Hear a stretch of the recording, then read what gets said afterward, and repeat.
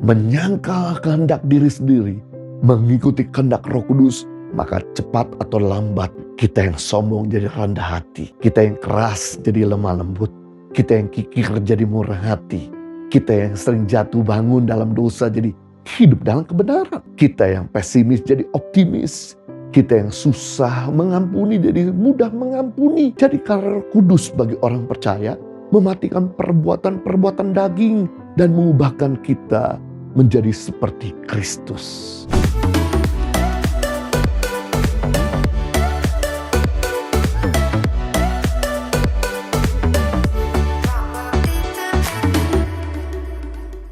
Yang kedua, karena Roh Kudus bagi orang percaya yaitu mematikan perbuatan-perbuatan daging, mengubahkan kita menjadi seperti Kristus. Roma 8 ayat 13, sebab jika kamu hidup menurut daging, kamu akan mati. Tapi jika oleh Roh kamu matikan perbuatan-perbuatan tubuhmu, kamu akan hidup.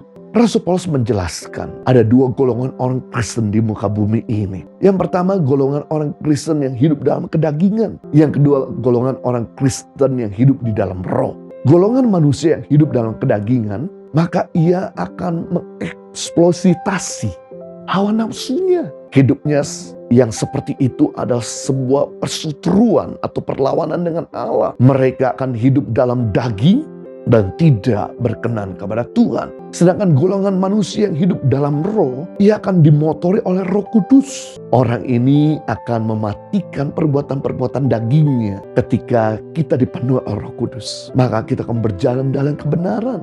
Kenapa ketika dosa mulai memanggil-manggil, kita sulit berkata tidak terhadap hawa nafsu? Karena kita tidak lagi berjalan dalam roh Allah. Kita tidak lagi berjalan bersama dengan Roh Kudus. Keinginan daging jelas berlawanan dengan keinginan roh. Jadi kita bisa membedakan orang yang berjalan bersama Tuhan dengan orang yang tidak berjalan bersama Tuhan. Apakah hidupnya menghasilkan buah-buah kebenaran atau buah-buah kedagingan?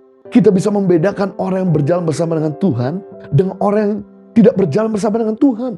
Apakah hidupnya mengalami perubahan atau hidupnya tidak mengalami perubahan? Kadang saya bingung dengan orang Kristen yang rajin beribadah, hebat pelayanan, tapi perkataannya masih jahat, sikapnya masih keras, perbuatannya masih jadi batu sandungan.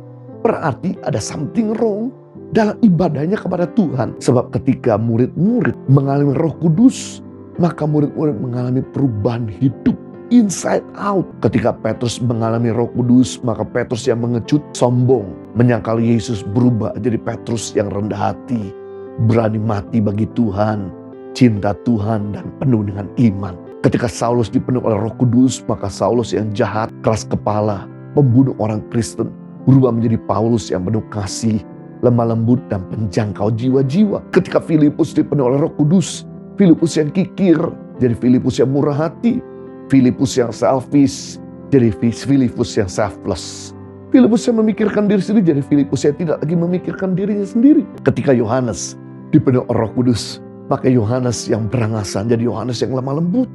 Yohanes yang tukang kutuk jadi Yohanes yang penuh kasih. Wow, jadi ketika karakter kita sulit berubah, izinkan untuk kita sungguh-sungguh bergaul dengan Roh Kudus, menyangkal kehendak diri sendiri, mengikuti kehendak Roh Kudus, maka cepat atau lambat kita yang sombong jadi rendah hati, kita yang keras jadi lemah lembut, kita yang kikir jadi murah hati, kita yang sering jatuh bangun dalam dosa jadi hidup dalam kebenaran, kita yang pesimis jadi optimis, kita yang susah mengampuni jadi mudah mengampuni. Jadi karena Roh Kudus bagi orang percaya mematikan perbuatan-perbuatan daging dan mengubahkan kita menjadi seperti Kristus.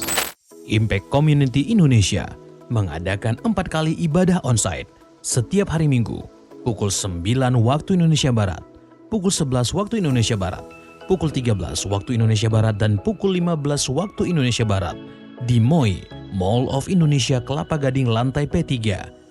Ibadah pertama hingga ibadah ketiga disertai ibadah anak dan ibadah remaja. Pastikan kehadiran Anda.